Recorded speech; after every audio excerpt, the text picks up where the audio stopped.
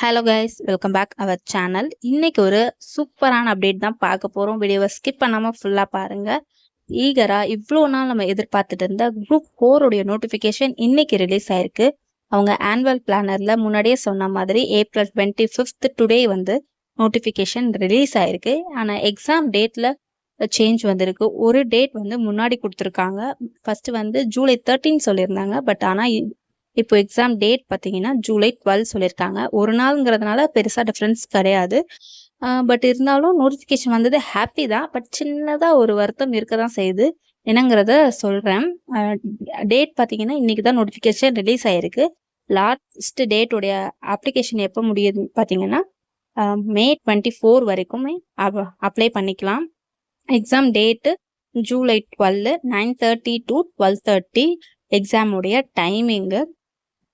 So பார்த்தீங்கன்னா இது இன்னைக்கு அஃபிஷியலாக டிஎன்பிஎஸ்சியோடைய டெலகிராம் சேனலுமே கொடுத்துருக்காங்க.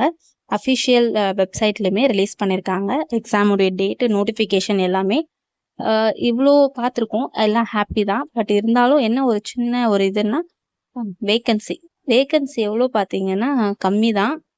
முன்னாடி வருஷத்தை விட இது கம்மி தான். ஏன் அப்படின்னு பார்த்தீங்கன்னா லாஸ்ட் குரூப் 4 பார்த்தீங்கன்னா 2024 வந்தது. இப்போ உடனே மறு வருஷமே 2025 இப்போ எக்ஸாம் வைக்கிறாங்க. ஸோ உடனே வர்றதுனால வேக்கன்சியோட கவுண்ட் மட்டும் கொஞ்சம் கம்மியாக இருக்க மாதிரி இருக்குது. 3935 வேக்கன்சிஸ் இருக்குது. பட் இது கொஞ்சம் இன்க்ரீஸ் ஆகவும் வாய்ப்பு இருக்குது. ஸோ எது எப்படி இருந்தாலுமே நீங்கள் பயந்துக்க வேணாம். நீங்கள் எதை நோக்கி பயணிக்கிறீங்களோ அதை நோக்கியே பயணிங்க. கண்டிப்பாக இந்த எக்ஸாம் உங்களுக்கு ஒரு நல்ல வெற்றியை கொடுக்குன்ற ஒரு நம்பிக்கையில் இந்த இவ்வளோ வேக்கன்சி தானா, இவ்வளோ கம்மியாக இருக்கேன்னு நினச்சி நீங்கள் டிமோட்டிவேட் ஆக வேணாம். எவ்வளோதான் வேக்கன்சி கொடுத்தாலுமே அதில் நமக்கு ஒரு போஸ்ட் இருக்குது. நீங்கள் நம்பிக்கையோடு இருங்க, படிங்க. நோட்டிஃபிகேஷன் வந்துருச்சு. ஸோ இனிமேல் அசால்ட்டாக இருக்க வேண்டாம். நீங்கள் இது வரைக்கும் படித்ததை விட டபுள் த எஃபெக்ட் இனிமேல் கண்டிப்பாக போட்டு தான் ஆகணும். ஸோ வேக்கன்சியை பார்த்தாவே ஒரு பயம் வந்திருக்கும். பயங்கிறத தாண்டி இன்னும் நம்ம எவ்வளோ எஃபெக்ட் போடணுங்கிறத நீங்கள் பார்த்துக்கோங்க. ஸோ எக்ஸாம் எப்படி அப்ளை பண்ணணும் அப்படிங்கிறது எல்லாமே கொடுத்துருக்காங்க. ஆஸ் யூஷுவல் தான் அது எல்லாமே. நீங்கள் இப்போ தான் ஃபஸ்ட் டைம் எக்ஸாம் எழுத போகிறீங்கன்னா OTR ரெஜிஸ்டர் பண்ணுற மாதிரி இருக்கும். ஆல்ரெடி நீங்கள் பண்ணியிருந்தீங்கன்னா அதை வச்சு எக்ஸாம்ஸ்க்கு அப்ளை பண்ணிக்கலாம். அவ்வளோதான். எக்ஸாம்ஸ் பொறுத்த வரைக்கும் 200 கொஷின்ஸ் கேட்க போகிறாங்க.